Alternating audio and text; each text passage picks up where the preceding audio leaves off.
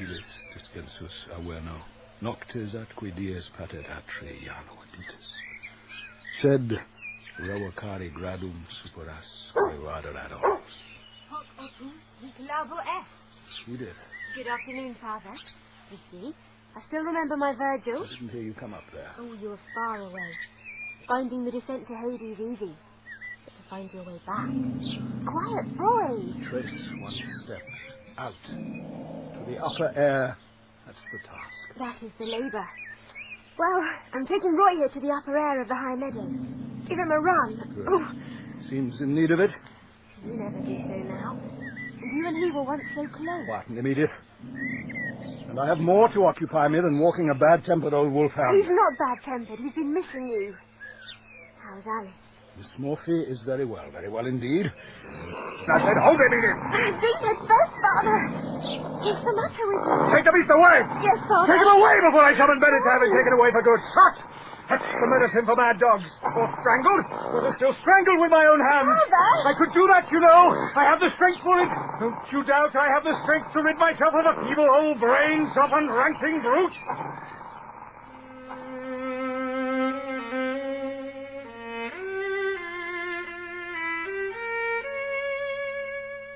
The Creeping Man by Sir Arthur Conan Doyle. Dramatized for radio by Robert Forrest. With Clive Medicine as Sherlock Holmes and Michael Williams as Dr. John Watson. And featuring Robin Ellis as Professor Presbury. The Creeping Man.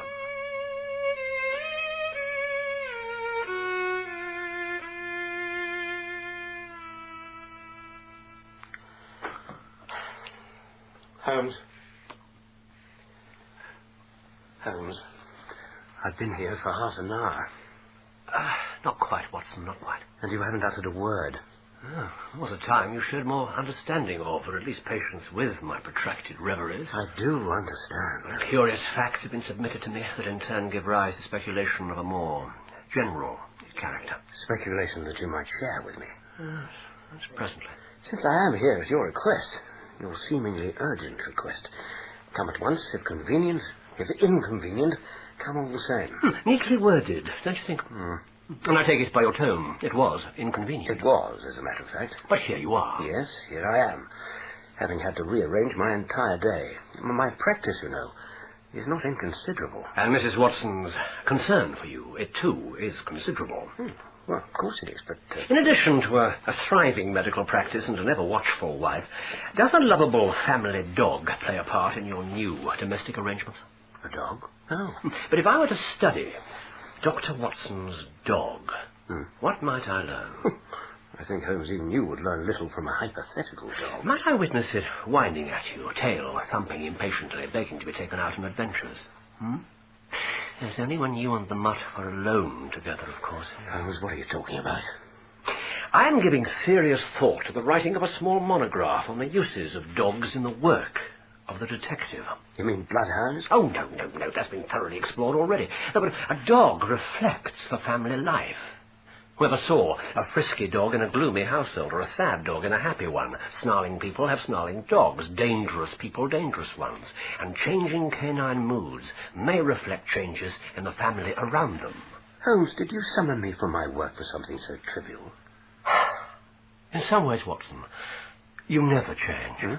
You never learn that the gravest issues may depend upon the smallest thing. Yes, Professor Presbury. Presbury? The Cambridge physiologist. I know of him, of course. But not of Roy, his devoted wolfhound, who now, after years of being the traditional, faithful best friend of the man, has twice attacked his master. What do you make of it? Isn't it obvious? The dog is ill, distemper. The beast attacks no one else, and molests the professor only on very special occasions. Curious. Very curious. Aha!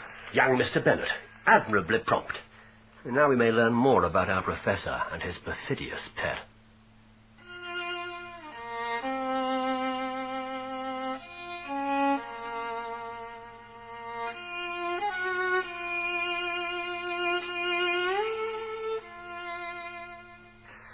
The matter, Mr. Holmes, is very delicate. We understand, Mr. Bennet.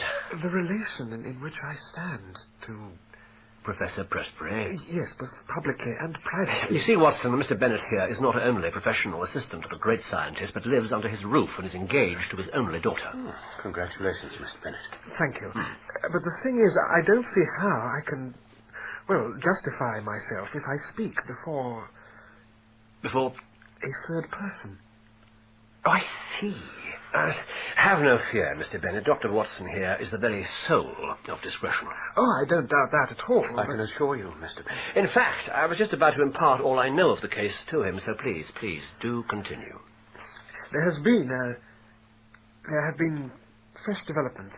Excellent. That's what I hoped for. But first I shall proceed to outline, to share with my invaluable friend and colleague the course of events so far. I suppose I must accept your assurances, Mr. Holmes. Of course you must do that. Now, the Professor is a man of European reputation. His life has been academic, illustrious. Never a breath of scandal. Not one. Certainly not. No, not one breath of scandal, then, in all his 61 years. And now this most respectable widower has become engaged to the daughter of Professor Morphy, his colleague in the chair of comparative anatomy. The lady, Alice Morphy, is an admirable match for the Professor in both mind and body. Is that not so? Yes, she is. And intellectually most accomplished for a girl of 24 years. 24, Watson. Then, not long after this happy engagement was announced, a little mystery clouded the Professor's normal routine. He left home. Left home? With no indication of where he was going. He was away a fortnight, is that correct? Yes, and returned. Altered. In certain ways.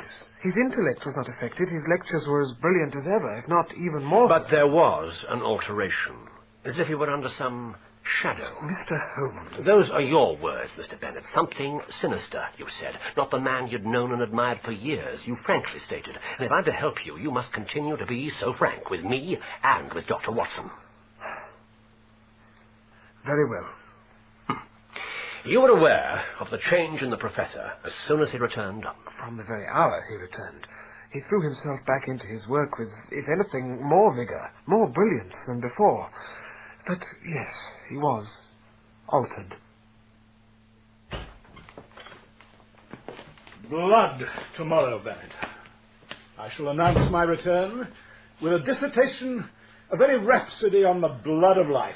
Blood must have its course, lad. And every dog its day. Yes, sir. Well, you agree with Mr. Kingsley, then? Mr. Kingsley? Mr. Charles Kingsley, the Chartist clergyman who railed against celibacy and wrote much about water. An obsession instilled in him, I've always maintained, by his cold compulsory baths at school. Put the books down, boy. And find me that portfolio of vascular diagrams. Right, sir. We may agree with Kingsley, Bennet, who said also that we must do noble things, not dream them. But we can no longer agree with Harvey in his explication of the blood. Or rather, we now see more deeply, more clearly into the complexity and versatility of that. It's not up there, boy, certainly not up there. It's a purple folder, isn't it? Yes, tied with yellow cord. It must take a morning soon to reorganize this place. We've allowed too much clutter to accumulate. But it's good to be back, It's surprisingly good. And my first lecture tomorrow will be a declaration of intent on my part. My intent to do more than simplify difficult matters for inferior, immature minds. My intent to do new work, bold work. The air of a company in Prague must be supremely invigorating, sir. Prague? Yes, I had a letter from a fellow student there. He mentioned in passing that he... Give you a full account of my work there, did he, this student fellow? No, he merely saw you across the street. No matter. Find that portfolio. Yes, sir. Oh, such a genius the man was. William Harvey. Here it is. De Nutu Cordis on the motion of the heart and blood in animals, 1628. A new age began then, Bennet. Perhaps a new age is beginning now. Our knowledge of the constituents and functions of the blood. Leave that alone! Sir? Leave it be! You meddling young fool! Bring it here! Here! Give it to me. This box, Bennet, this box you so carelessly handle. Sir, I merely lifted It contains only personal material, private material. It is no concern of yours. I understand, sir. I was only moving it out of my way. There are other things that are not your concern. Well, of course, sir, I wouldn't... You are not my son, and you are not yet even my son-in-law. You will agree I am entitled to some privacy. Let us not say secret. Some proper privacy from a mere secretary and assistant, however much confidence I have in him. Of course. And I do have confidence in you, Bennett. I am confident you will respect my wishes, carry out my instructions. As to certain correspondence I expect from London. Correspondence? Letters, Bennett. Letters and packages of a strictly private nature from London, which will be marked beneath the stamp with a cross. Do you understand? A cross beneath the stamp? Just so. Letters and packages so marked are not to be opened by you, if you value your place here and your happy position with my daughter. And correspondence so marked did arrive? Yes, there have been several such deliveries. And you obeyed the Professor's command? You've no idea of their contents? None. They come from London. They were addressed in a rather illiterate handwriting. Beyond that, I know nothing. Yes, and the box you so angered him by touching? Mr. Holmes, the new development I mentioned, the incident the night before last. Yes, I've been wondering about that. All in good time, Mr. Bennett. All in good order. Huh? That's the proper method. My method. Huh? The box. I can tell you little about it. Wooden, quaintly carved. I think he must have brought it back from Prague. Its contents, too, are a mystery to you. Yes. All I know is he keeps the key to it on his watch chain. When did the incident you just described take place? Early in July. In fact, I can tell you the exact date. I have it here. The 2nd. And it was on that date, too, that Roy first attacked the Professor. On July the 11th, there was a similar scene which Edith witnessed. Again on July the 20th. Then we had to banish the dog to the stables. Admirable. But he had been such an affectionate animal. I mean, you're an admirable witness. It seems you do appreciate my method. I learned method, Mr. Holmes, from my great teacher, Professor Presbury. Now, Miss Edith Presbury. Edith? The Professor's daughter, your fiancée. Did she, too, note the disturbing change in her father's character? Well, yes, she did, of course, but I don't see the relevance of that. She knows even less than I do about the marked letters. There's more to this than marked letters, Mr. Bennett. And you've agreed, have you not, to be utterly frank with me? Yes, I have. Because we have to violate a deeper privacy than the Professor's correspondence. I don't understand. It is understanding we seek, is it not? Now, tell me what your fiancée has confided in you about her father's altered behavior. The day he came home from Prague, the first time she saw him on his return.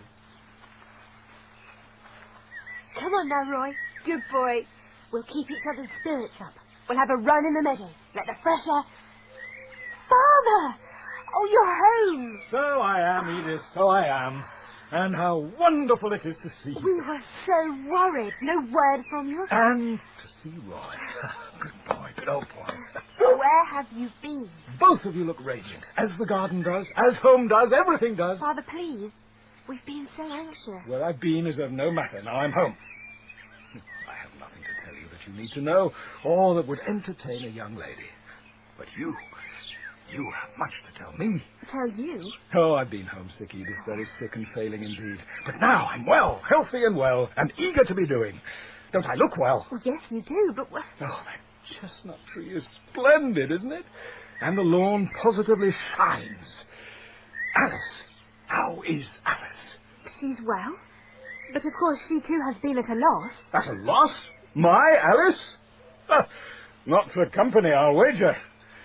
No doubt a host of young fools has been buzzing around her like foraging bees. Oh, that fatuous swarm will now be dispersed, annihilated. The honey's all mine. Mine. And mine alone. Pride. That was the word she used. He seemed so proud. Some breakthrough in his work, I assume. New work, he said to me. Bold work. And yet, according to Edith, he didn't talk about his work. No. About his Alice. Gentlemen, I feel I must tell you about the night before last. Yes, September the 4th. 9. 9 what? 9. A meaningful number, I think. Holmes, what are you talking about? Do tell us what happened on this significant date, Mr. Bennett. It was about 2 in the morning. I was lying awake. I thought by the look of you might have been sleeping badly. With so much distress, Doctor. You may consult Dr. Watson about your insomnia later. Please, go on. I heard a sound in the corridor outside my room. A dull, muffled sound. I got up, opened my door. Mr. Holmes, I believe I'm as strong-nerved as any man, but the corridor was dark. Only one window, halfway along, threw a patch of light, pale light, on the floor. And into it, something was emerging. Something dark, crouching, and it was he. Crawling. No, creeping, not quite on his hands and knees, more. Good God. More on his hands and feet. His face sunk between his hands. Creeping, but with ease. His eyes darting, and I was paralyzed. What's that? It's only the bell downstairs. The bell? The doorbell. Caller.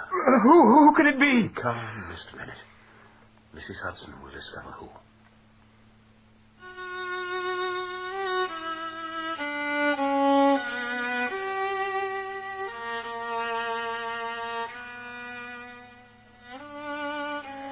I'm sorry, Jack. It's all right. I knew I'd find you here, and I simply had to see you. After what happened last night, I just couldn't wait for you to return. I couldn't remain another night in that... Mr. Holmes, I do apologize for this intrusion and for my agitation. Think nothing of that, Miss Presbury. Any fresh light you may throw on your father's case will be most welcome. Shall I have Mrs. Hudson bring up some tea? No, thank you, Dr. Watson. I'm quite recovered. Do you feel able now to tell us what happened last night? Go ahead, Edith. We may speak as freely to Dr. Watson as to Mr. Holmes. Of course you may, of course you may. Do sit down, Miss Presbury. Yes, we'll hear your account of last night's new evidence a little later. First, I'd like to hear more of your impressions of the change in your father since his engagement to Miss Morphy. Alice. Miss Alice Morphy, to whom your father became engaged in June. Within days of that happy but unexpected... Well, yes, it was rather... Yes, within days of that happy but unexpected announcement, he disappears to Prague and returns an altered man. Tell us a little more about that.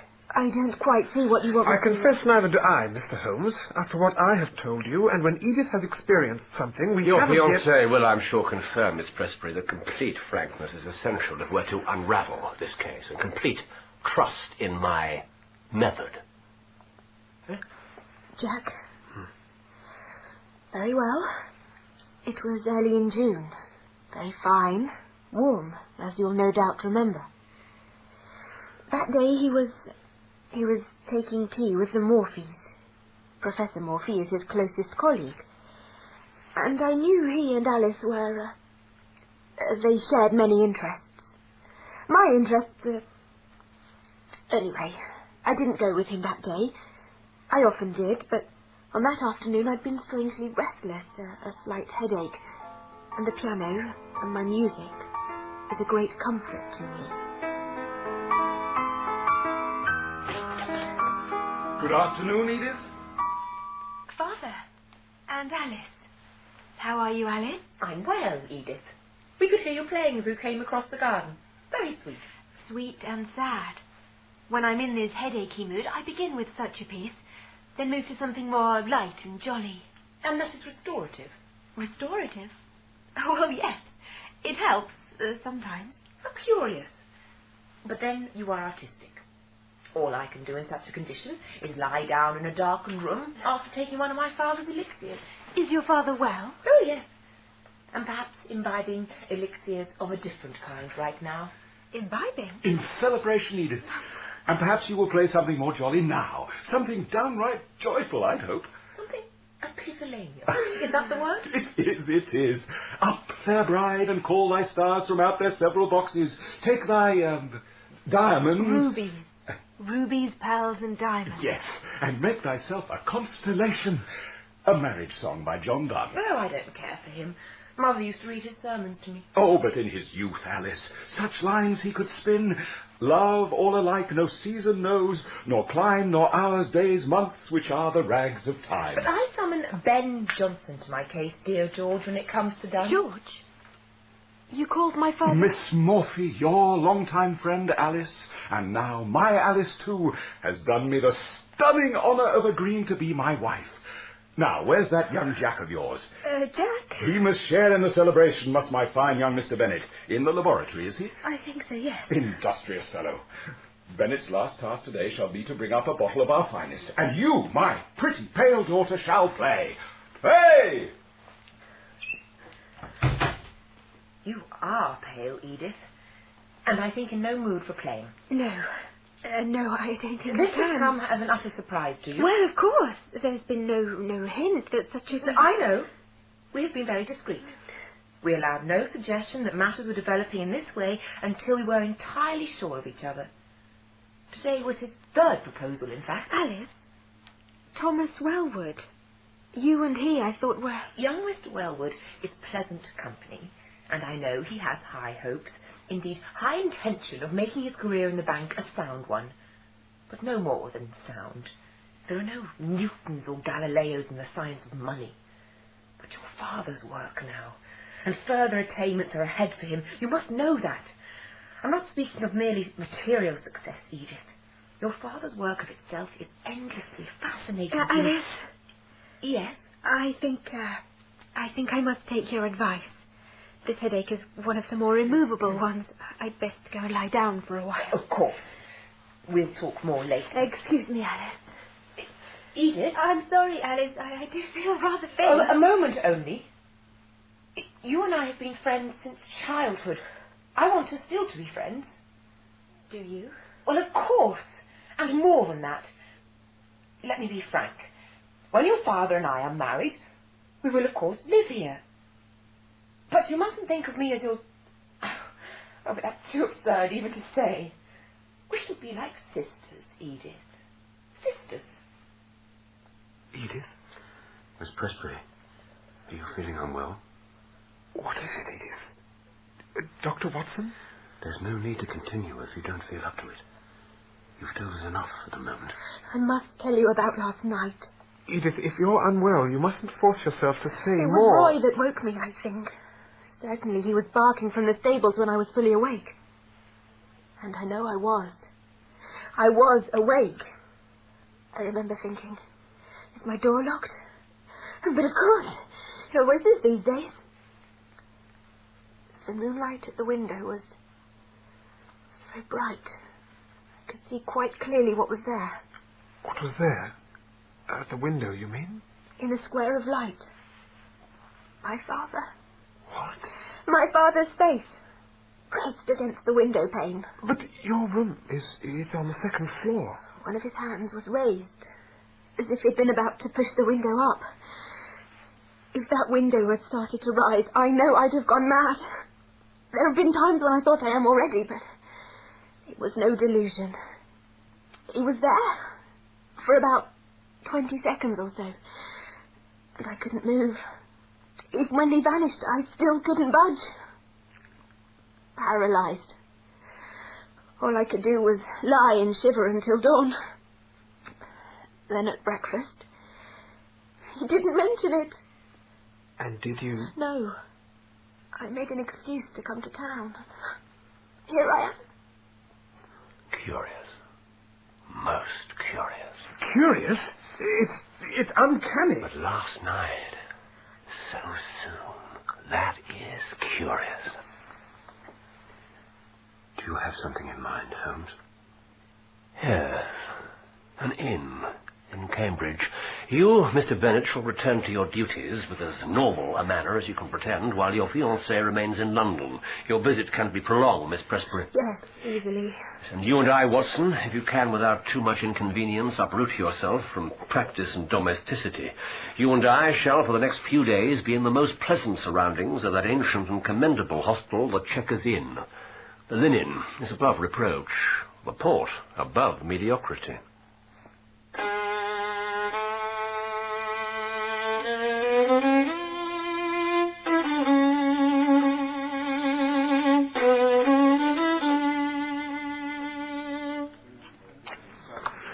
There now. You agree about the port? It's very fine. And now that we're properly refreshed, we're fit to discuss the case. What's your opinion? Mine? You want my opinion? Why shouldn't I? These days, Holmes, I think I have become little more than a habit to you. Like a violin or your old black pipe. Sometimes you condescend to think aloud in my presence, but wouldn't it be as useful to address your pipe or that glass in your hand? Indeed, no, Watson. My pipe doesn't register what I say, nor does it interject as you do. Kind of you to say so. Now, when Bennett found Pressbury creeping along the corridor at night in that strange, stooped position, what do you make of that? Well, as a medical man, I've known a severe attack of lumbago make a person walk in such way. Lumbago? An affliction that can certainly be trying to the temper. Let's not be too flat-footed, Watson. Bennett told us that he was able to walk erect again. I was joking, Holmes. And the change in Pressbury's character, his mysterious trip abroad. Have you something suitably facetious to say about those aspects of his case? No. Speaking in all seriousness as a medical man, I believe it's a case for an alienist. A quite elderly gentleman falls in love, seriously so, with a much younger woman. His cerebral processes are disturbed by the affair. His journey to Prague may be a last and futile attempt to break himself of his passion. Something in there. And the secret letters and packages in the locked box. No, they may not even be directly connected. Some other private transaction, a loan perhaps, or share certificates. And the Wolfhound disapproves of this financial dealing. No. There's more to it all than this. All connected. And how do you propose we find out what more there is? In the morning, we confront Pressbury. And cajole an explanation from him. Unlikely, but I'd value a good close look at him. His daughter's told us that he seems to have little or no memory of those times when he's altered. Well, I've thought of a bold and provoking approach to take advantage of that fact. And are you familiar with Cambridge, Mr. Holmes? I have been summoned here before. That would suggest you are here, what's the phrase, on a case? We are, yes, but we don't yet know quite how time-consuming it might be. Then I must consume as little of your time as possible. What can I do for you, gentlemen? What can you do for us? I'm sorry? That was the question I was about to put to you. To me? Yes. You see, I heard, through an agent of mine, that Professor Pressbury of Cambridge had need of my services. There is only one Professor Pressbury, I'm sure. Indeed, there is only one. And on the 26th of last month, you don't recollect communicating with my agent? It is not a matter of recollection. At no time have I considered dealing with any detective. Then my agent must be in error. We can only apologize for troubling you, Professor. Just a moment, gentlemen. Perhaps my agent can throw some light on the matter. It's not every day a man gets the opportunity to assist a detective of your stature. And your informant, Mr. Holmes, would I know his name? I doubt it very much. And my business is, in this respect, like the good doctors here. There must be the strictest confidentiality between investigator and client. Oh, I, too, put great value on confidentiality. Bennett? Yes, sir. These two gentlemen have come from London under the impression that they have been summoned. Do you know them? Know them, sir? Sherlock Holmes and Dr. Watson. Well, of course I know of them. Please, trouble yourself no more, Professor Pressbury. No trouble, Mr. Holmes. You handle all my correspondence, don't you, Bennett? Yes, sir. And have you a note of any kind, of any communication going to Mr. Holmes, or any letter, telegram, any scrap of paper at all to or from any third party concerning this, Mr. Holmes? Nothing at all, sir. Then perhaps you'd show these misplaced and mistaken gentlemen out and return to me at once. His nerves are in extreme disorder. We'd best return to him quickly, Mr. Bennett. I fear you may be in for a rather uncomfortable time. And still, I hate to tell the man lies. Let him have his own way as far as you can. Try to cross him as little as possible. Before you go, which is Miss Pressbury's bedroom window? Second floor, third from the right. And you'd better have this, Mr. Holmes. What is it? It's the address of the man in London with whom the professor is secretly communicating. Well, now. He wrote to him this morning, and I got it from his blotting paper. I must go, and please, clear all this up soon. Well, the blotting paper, indeed. Yes, that young man has the makings of a detective, Watson. Dvorak. Curious name. Holmes, look at that window. Miss Presbury. I have looked. There's a creeper below it and a water pipe above, which gives some foothold. Dorak. Slavonic, I assume. Are you suggesting you could climb to that window? Dorak, perhaps of Bohemia. Bohemia, Prague. Yes, there's one connection, Watson. But the once faithful dog that so hates him, the ivied wall, no normal man could scale. Glad you admit that. Creeping gate. We didn't learn much from our bold, close inspection, did we? Well, apart from his poorly concealed rage at our intrusion, he gave little away, and his memory is more reliable than his daughter believes. He struck me as being in possession of a perfectly clear and logical brain, and physically, there was nothing remarkable. Portly, smooth-skinned, his complexion and eyes quite healthy. Smooth-skinned, apart from the knuckles, of course. Knuckles? Yes. Always look at the hands first, Watson. Then cuffs, trouser knees, and boots. The professor's knuckles were thick and horny in a way that's quite new. What is it? The ivy, the knuckles, the dog, and Prague. Prague? And Alice. Good God, no. Surely not. What? Connections. Horrifying connections. Back to London, Watson. You to seek out this Dorak. I to visit Miss Edith Presbury. But haven't I told you how I felt about the engagement, Mr. Holmes? Yes, you have. And I would press you no further if I didn't think it necessary. And why is it so necessary? Forgive me, but you ask me for a most unusual frankness about matters that are... Delicate. Yes. Of a personal and family nature, certainly. So may I not ask for an equivalent openness from you? Quite right. My investigations so far have led me to begin to make certain connections in my mind. Now, where these connections lead will decide how I must approach your father, how I might help him. Help all your family. Put it this way. I am being so bold as to ask a lovely and decorous young lady to share with a virtual stranger those secrets young women friends might share. Oh, Mr. Holmes. Can you do that, Miss Presbury? Can you do that to save your father? Save him? And Alice. To save them both.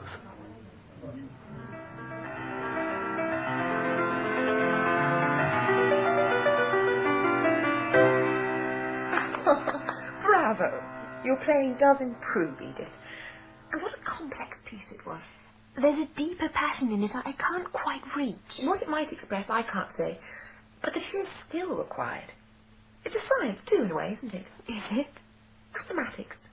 Each note in its place, like the components of an equation. I met Thomas Wellwood yesterday. Oh? He was passionate. He can be embarrassingly fervent, that young man. He seemed torn between grief and anger. He suggested you and he had an understanding. He misunderstood. And his passion will fade. The bank will soon cure him of such adolescent indulgence. Oh, but he's such a sweet man, Alice. Sweet? That kind of shallow winsomeness is not for me. But my father is. Most certainly. You love my father? I don't object to the word. But there are more precise ones. I respect him, even revere him. I'm honoured that such a brilliant and striving man should want me to be his wife. I know he'll protect me, raise my understanding of the world, and I don't shrink from confessing it, raise my position in the world. I mean the world of learning, of civilization. Well, I feel all these things for Jack. I hope so. But we expect more. Then you have high expectations. Surely it's not overly ambitious to pray for children from our marriage. I have no such ambition. Your life together will be one entirely of the intellect, of civilization. And companionship, of course. No other fulfillment? You're only a few years older than I. And I will be your father's faithful wife. We are not French, Edith. Alice? That's as delicate as I can be to make sure you understand. And does he understand that companionship is the only... I'm sure he must. Your father, after all, has already lived the kind of fulfillment you're talking about. You are its result, and he's justly proud of you. I remember his face when he announced your engagement. He looked fervent. His eyes were young. Can we let this subject rest? Have I given away enough secrets now? Yes, I think you have. And your connections? They become more clear. In what direction do they lead? They lead me to Cambridge. You, they compel to stay here. Out of danger.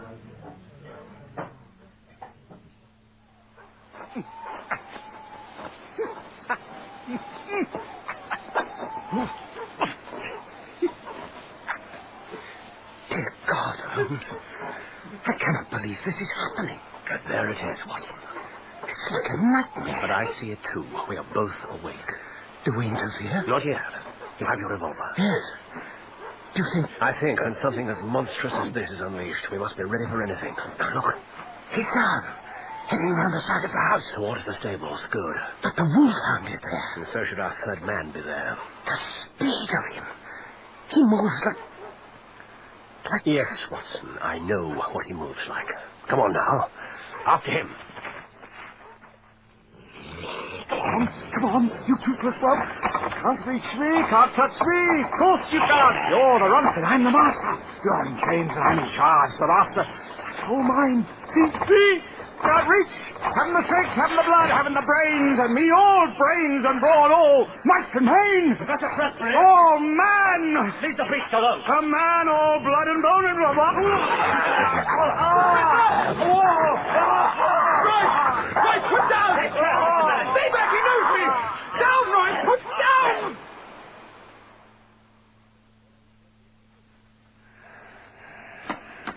You'll sleep for some time now. The morphia should see to that. Thank you, Doctor. And thanks for your help, Mr. Bennett.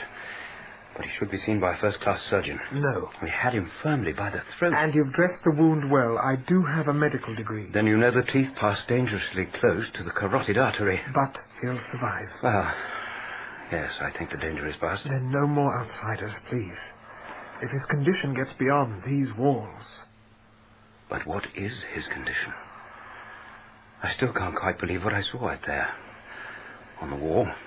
On the wall? He was climbing, Mr. Bennett, climbing on the ivy, with the most extraordinary speed and agility, leaping from branch to branch like a... Isn't that so, Holmes? It was like a dream. On that moonlit wall in his dressing gown, he looked like a huge bat, and he seemed to climb for the sheer joy of it. His agility was... I can't fathom it. For pleasure? He climbs an ivied wall for pleasure? That's how it looked. And the other night, when he appeared at the young lady's window, he must have been, well, indulging in this mad pastime. When mere chance brought him to Edith's window? Yes. We must assume so. Is that your opinion, Holmes? Holmes? What?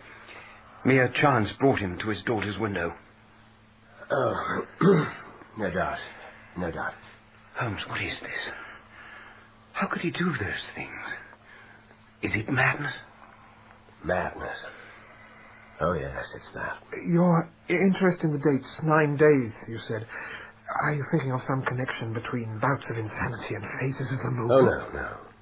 A drug. A drug administered at regular 9-day intervals. The incident out of sequence, his appearance at the window on the 4th of September.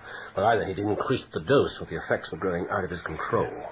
I incline to the latter theory. But what drug could bring about such a horrible transformation? Perhaps we'll find the answer in that precious locked box of his. You said the key's on his watch chain. Yes. Yes, and the box in the laboratory. It was, yes. And bring the key and show us the way. As I warned you, we may have to violate his deepest privacy. Yes, it fits. Not much here. But enough. You were right, Holmes. A hypodermic syringe. One empty phial, one nearly full. And the letters, you see, with the cross under the stamp. From our bohemian friend in London, Dvorak. Well, I've already settled him. The police should be interviewing him now. He's no more than an errand boy. I'm sure you'll find a more significant name in that other letter. This one? It's from Prague. Should I read it, Mr. Holmes? If you can face all the truth. Well, of course I... Why should I not? I shall read it. From someone named H. Lowenstein. Lowenstein? I know that name. Oh, my God. He says... No. Let me see. Honored colleague, the treatment enjoin caution. Not without danger. The serum of anthropoid would have been better. Have used black-faced langur. A specimen was accessible. Langur? An ape from the Himalayas, is it not? Yes. The most human of climbing monkeys. He was injecting himself with ape serum? Lowenstein is already known and condemned by his profession for his ruthless search for the secret of rejuvenescence, for the elixir of life. His strength, his agility. New youth, new virility. And, of course, the dog must have sensed the change in him before anyone else. His smell. Alice. Dear God, Alice. Holmes, even Lowenstein won't resist you. We'll write to him, yes? Even go there, go to Prague, confront him with his criminal responsibility for this obscenity. Yes, we can stop Lowenstein, but others will follow. Others may find a better way. The sensual, the material, the worldly. They'll prolong their worthless lives. Those more of the spirit will resist the temptation. So who will survive? What sort of cesspool might our world become? So, you think you understand, Mr. Philosopher Holmes? Professor, how can you... Professor, you should not be moving. Be still, Doctor. My elixir is more powerful than any common sawbones can know. More potent than your morphia. You must go back to bed. And you, Holmes, you lecture me about when my work should be done, when my life should be over. I do not lecture. I merely observe with horror. Horror? The meddling detective, the grubby snoop, is horrified? How can you understand my horror? That I should wither before my work. My life is fulfilled. How can you understand my need? Professor, let me. Dear God. Strange to hear that name from one who'd flout nature's laws. What? Oh, I'm not down here to pray, Holmes. My legs gave way. They just gave way. Look at yourself. Listen to yourself. Is this the man of renewed youth who awaited the altar for Miss Alice Morphy? And don't you think a wife, even one as innocent as she, will sense that you stand there with blood in your veins? That's an affront to nature. Blood that flows from a monstrous experiment that's already brought you like an animal to your daughter's window in the middle of the night. That's aroused disgust and fear in your family, your friends, even your own dog. Watson. Yes, Holmes. There's an early train to town. But I think we have time to return to the Checkers first for a refreshing cup of tea. What's to become of me? You have a loyal servant in Mr. Bennet here, and I think still a devoted friend. Of course. God bless you, Bennet. He and your daughter will see you through what will no doubt be a long and painful convalescence, and perhaps you'll have a wife to guide you with proper discipline to a full recovery. Now, Watson, the Checkers and that tea.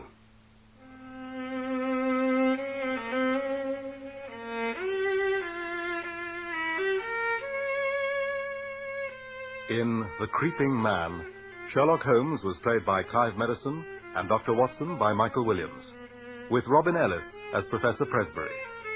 Edith Presbury was played by Deborah Berlin, Alice Murphy by Annabel Mullion, and Jack Bennett by Oliver Senton.